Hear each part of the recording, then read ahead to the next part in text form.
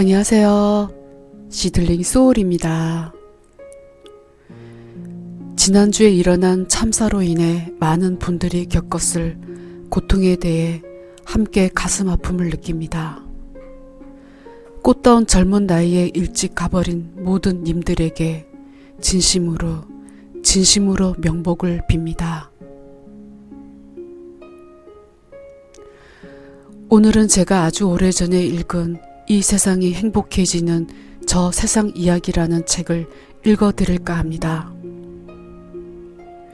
이 책은 영매가로서 유명한 실비아 브라운이 지은 책인데 그녀가 수많은 사람들을 리딩해주며 전해진 영혼의 비밀과 지혜에 대해 쓴 책입니다. 그저 편안히 들어주시면 감사하겠습니다.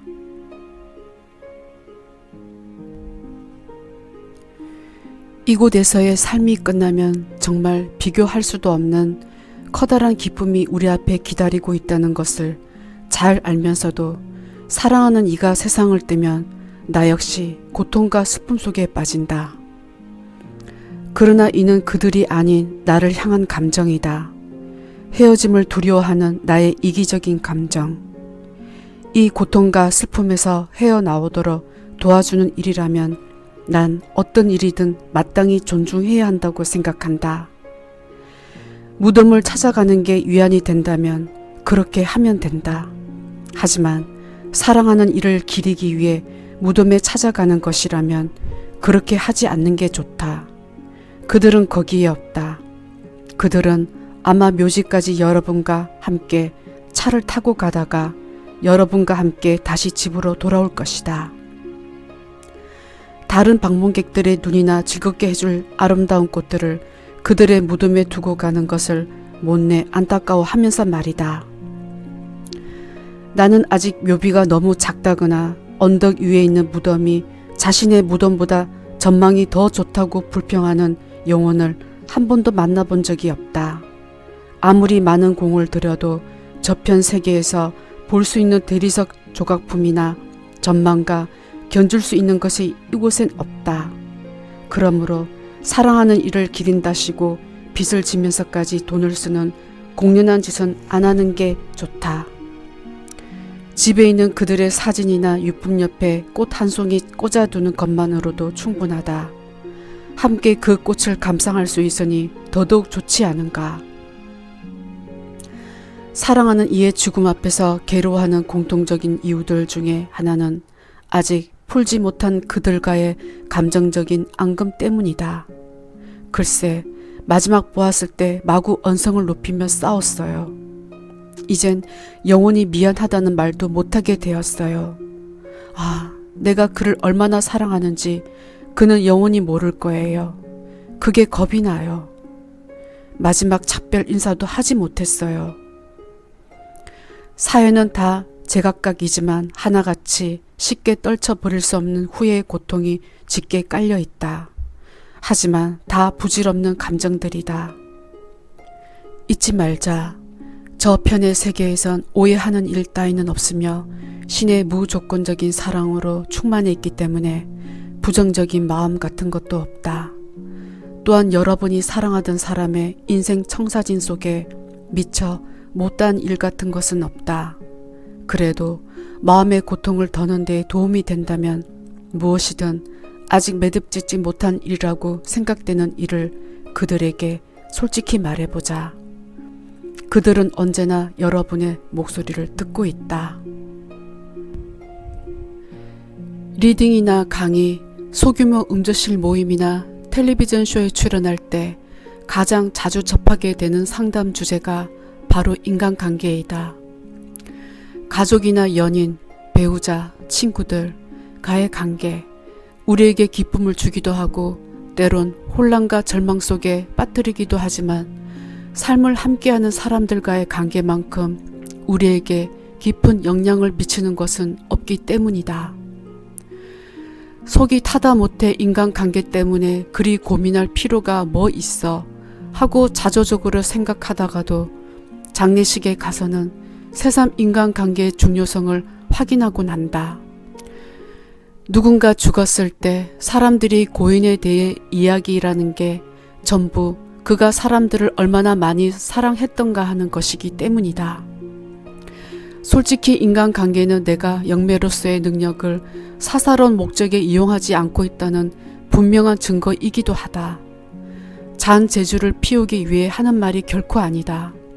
이 장을 쓰다 보면 여자로서, 딸로서, 그리고 부모로서 내가 범한 숱한 실수들을 싫어도 털어놓게 되리라는 것을 너무도 잘 알고 있다. 정신세계 복이 깊은 영매로서, 그리고 좋게 말해 인생 경험이 풍부한 사람으로서 적어도 인간관계에 대해서만은 훌륭한 지혜들을 알려줄 수 있기 때문이다. 이야기를 시작하기 전에 한 가지 분명하게 해두고 싶은 것이 있다. 나는 타인에게 바라는 대로 타인에게 해주어라는 황금률을 절대적으로 믿고 있으며 이 규칙에 따라 살기 위해 최선을 다하고 있다는 점이다. 저편의 세계에 사는 영혼들처럼 모든 사람들이 이 간단하고도 완벽한 지혜만 받아들여도 관계상의 모든 문제들이 영원히 해결될 것이다. 하지만 이 세상에서의 삶이 그토록 간단하고 완벽하다면 우리들 중 누구도 애써 저편의 세계를 떠나 이 세상에 다시 태어나는 일은 하지 않았을 것이다. 모든 사람들에겐 따라야 할 인생 청사진과 저질러야 할 실수들, 깨우쳐야 할 가르침이 있다. 그리고 스스로를 희생하지 않으면서도 자신을 좀 더 분명하게 파악하는 이런 과정 속에서 가장 어려운 일은 사람들과의 헤어짐이다. 강연회나 몬텔 윌리엄즈 쇼에서 나의 이야기를 들은 적이 있는 사람이라면 내가 이 소울메이트라는 주제 때문에 얼마나 신경이 곤두서 있는지 잘 알 것이다. 소울메이트, 즉 영혼의 친구 혹은 영혼의 동반자를 발견하는 것이 중요한 인생 목적 중에 하나라는 낭설을 처음으로 퍼뜨린 사람이 누구인지 알기만 한다면 당장이라도 그를 찾아가 정강이를 한 대 걷어차고 싶은 심정이다. 소울메이트를 찾는 것이 인생의 주요 목적이라고 얼토당토 않는 말씀. 그렇지 않다는 것을 보여주는 증거들을 얼마든지 있다. 설사 그런 사람들의 주장이 맞다 해도 이 세상에서 만나게 되는 소울메이트가 꼭 애인이나 배우자일 필요는 없다.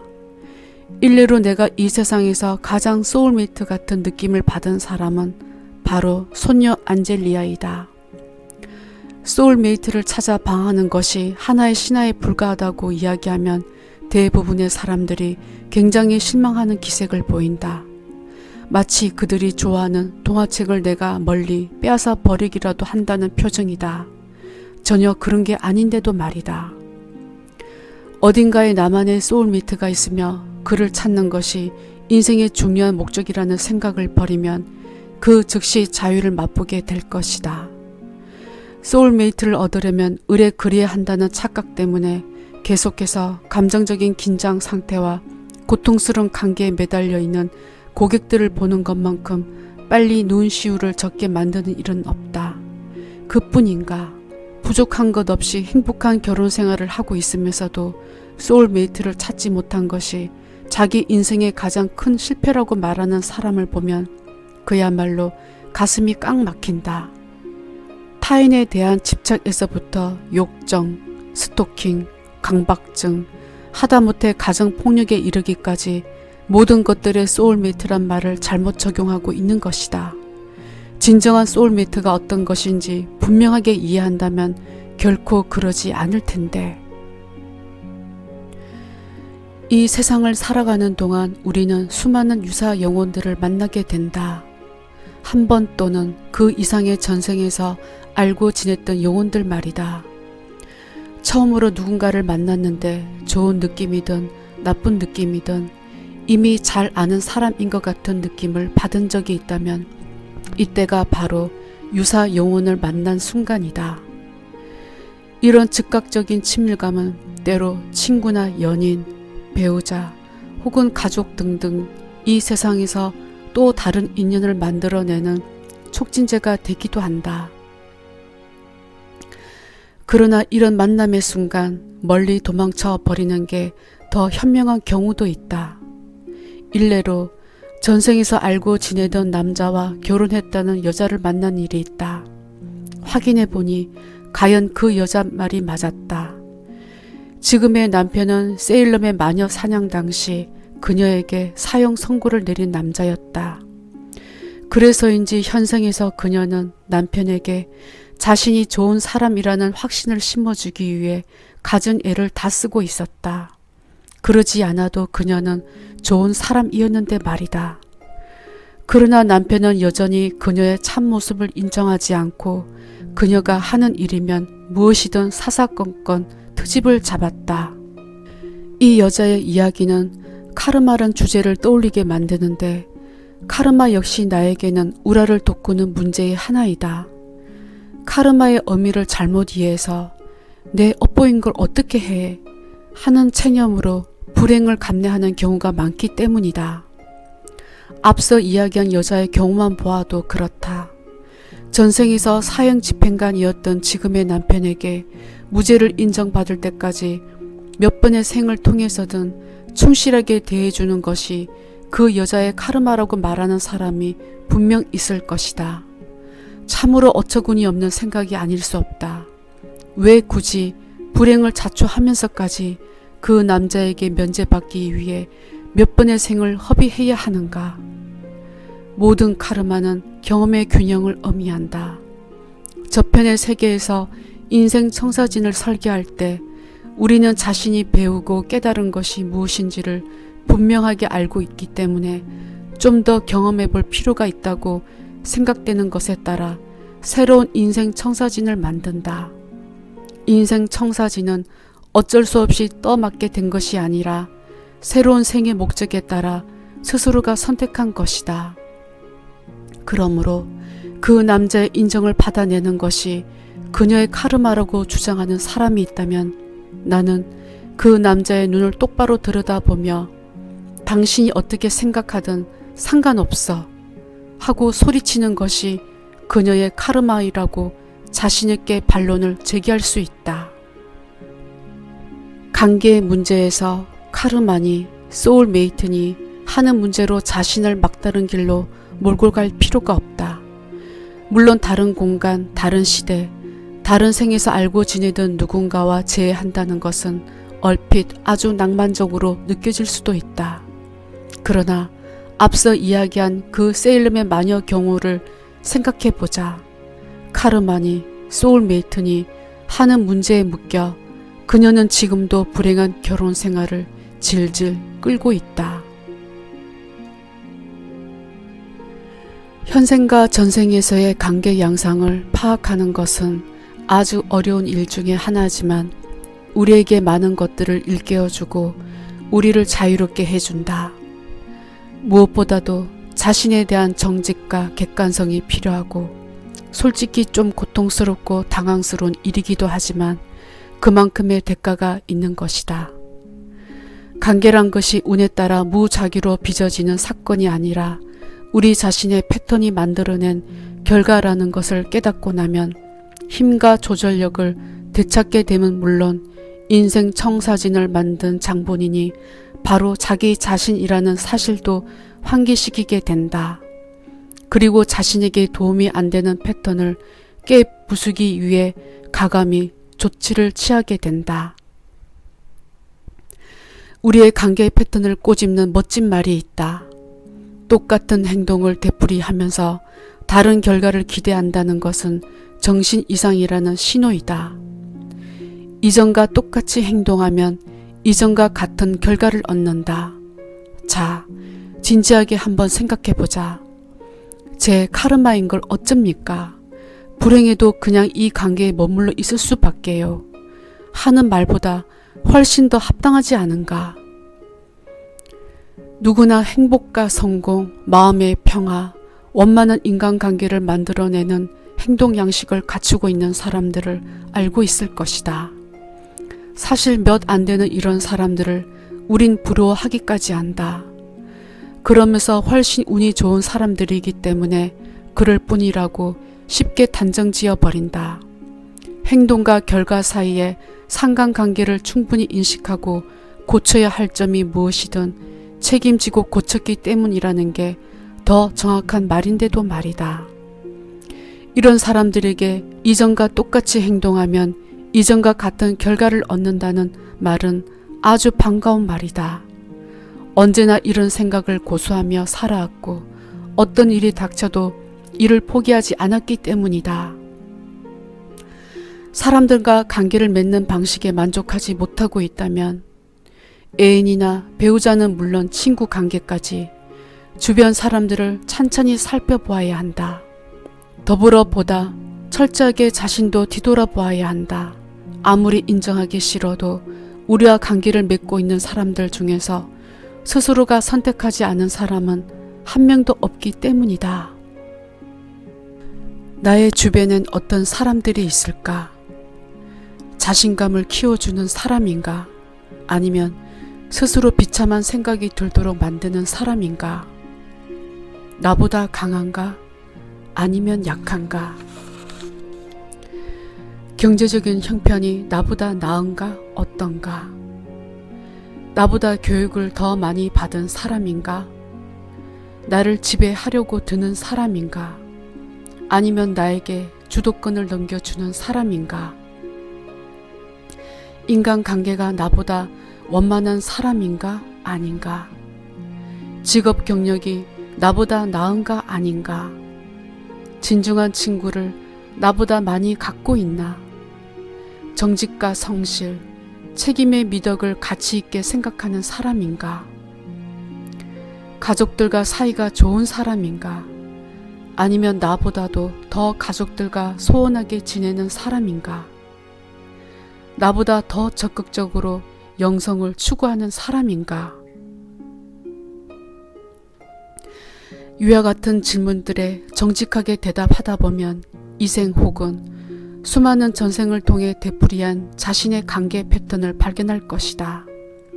이 패턴들에 책임을 지는 것이 곧 그 패턴들을 영원히 제거함으로써 보다 건강한 패턴으로 대체하기 위한 첫걸음을 내딛는 것이다. 개인적인 실수와 수천 명의 고객들에 대한 리딩 경험을 통해 사람들 대부분이 타인들을 자기 삶 속으로 끌어들이는 문제에 있어 차를 살 때보다도 더 부주의하고 조심성이 없으며 철저하지 못하다는 사실을 발견했다. 차의 색상이나 주행거리는 고사하고 제대로 달리는지의 여부도 세심하게 살피지 않은 채 대충 겉모양만 보고 차를 사는 일은 아마 100만 년이 지나도 없을 것이다. 그러면서도 사람들과 관계를 맺는 일은 딱 이런 방식으로 하고 있다. 충동적으로 관계를 맺기 시작해서는 그만한 정열을 쏟을 가치가 없는데도 상대를 뜯어 고치기 위해 모든 감정적인 힘을 소진시켜 버리는 것이다. 내가 인터뷰 신봉자인 이유도 바로 이 때문이다. 특히 감정적으로 긴밀하게 연관되어 있을 경우 상대에 대해 일시적인 열강 상태에 빠지기 전에는 자신에 대해 침착할 수 있다. 인터뷰는 직접적인 질문들로 내 삶에 영향을 미칠 수도 있는 타인의 인성을 파악하는 하나의 과정이다. 위의 질문들을 시작으로 여러분이 중요하게 생각하는 문제들을 물어보면 된다. 상대의 대답을 주의 깊게 듣고 그 대답이 그 사람의 행동과 일치하는지 세심하게 살피는 것이다. 그리고 둘 사이에 조금이라도 차이가 있으면 말보다는 행동을 믿는 것이 현명하다. 나도 안다. 너무도 당연한 소리라는 걸. 그러나 호르몬의 작용이나 믿고 싶은 충동, 사랑하며 사랑받고 싶은 욕구 등을 핑계로 사람들이 얼마나 쉽게 둘 사이의 모순을 무시해 버리는지도 잘 안다. 정말로 연봉 1억을 받는 사람이라면 서로 이제 막 알게 된 마당에서 상대에게 돈을 빌리거나 지나가는 말로라도 상대에게 돈이 얼마나 있는지 물어보지는 않을 것이다. 또한 본인의 말대로 정직의 미덕을 아는 사람이라면 상대에게 거짓말을 하거나 교무히 둘러대는 짓은 하지 않을 것이며 약속을 믿는 사람이라면 결코 상대를 속이지 않을 것이다. 영성에 조금이라도 관심이 있는 사람이라면 신의 완벽하고 순수한 창조물인 아이나 동물을 학대하지도 않을 것이다.